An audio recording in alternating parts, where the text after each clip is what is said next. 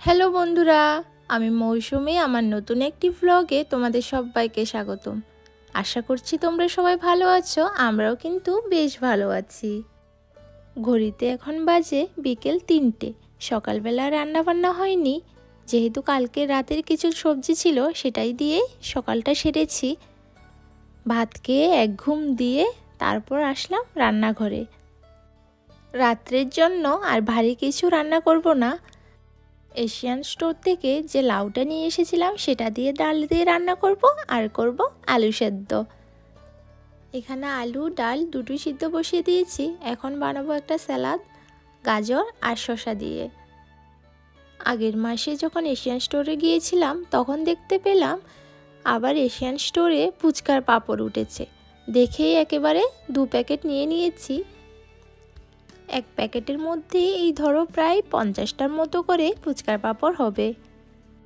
বাড়িতে থাকার সময় এভাবেই বাজার থেকে ফুচকার পাঁপড় কিনে এনে বাড়িতে বানাতাম।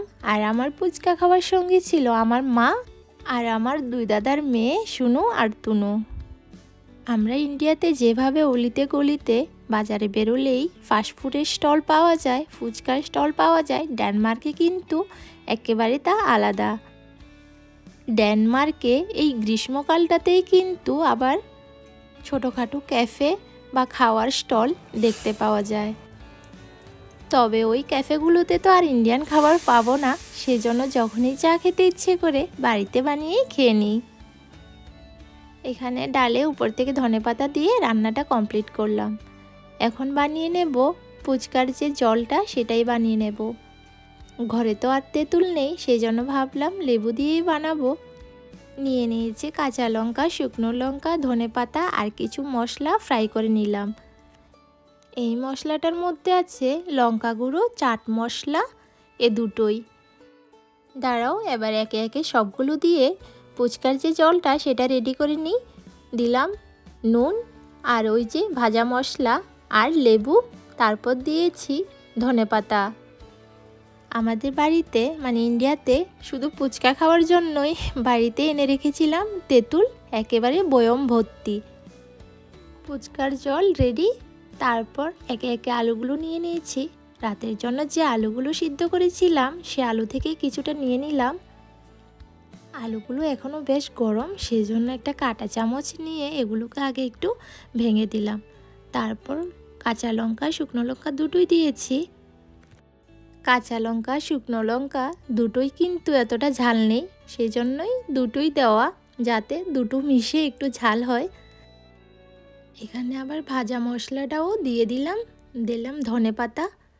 আমার আবার ফুচকা একেবারেই মিষ্টি খেতে ইচ্ছে করে না, মিষ্টির চেয়েও ঝালটা খেতে বেশি ভালোবাসি।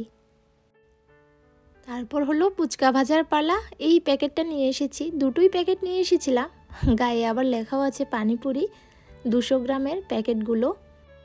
তেল গরম হয়ে গেছে, এবার একটা একটা করে ফুচকা ভেজে নিই। বাড়িতে যে পরিমাণে আমি ফুচকা বানাতাম, আমি খাওয়ার সাথে সাথে কিন্তু আমার ভাইকেও খাওয়াটা শিখিয়ে দিয়েছিলাম। আমার ভাই, আমি, আমার মা আর আমার দাদার মেয়েগুলো সুনু তুনু কিছুদিন পর পরই কিন্তু আমাদের বাড়িতে এই ফুচকা খাওয়ার পার্টিটা চলতো। আর আমার সাথে সাথে থেকে থেকে এখন আমার হাজব্যান্ডও একেবারে ফুচকা খাওয়া শিখে গেছে।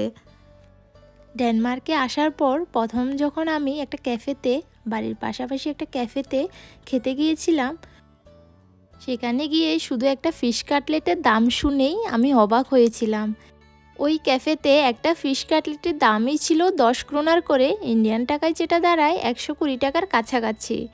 ইন্ডিয়ান টাকার কথা ভাবতে গেলেই কিন্তু টাকাটা বেশি মনে হয়।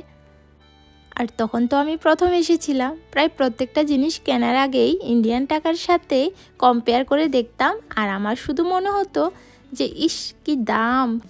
তো যাই হোক, আজকে প্রায় 6 মাস পর ফুচকা একেবারে মন ভরে খাবো। অনেকগুলো বানিয়ে নিয়েছি। আর ভিডিওটা এখানেই শেষ করছি।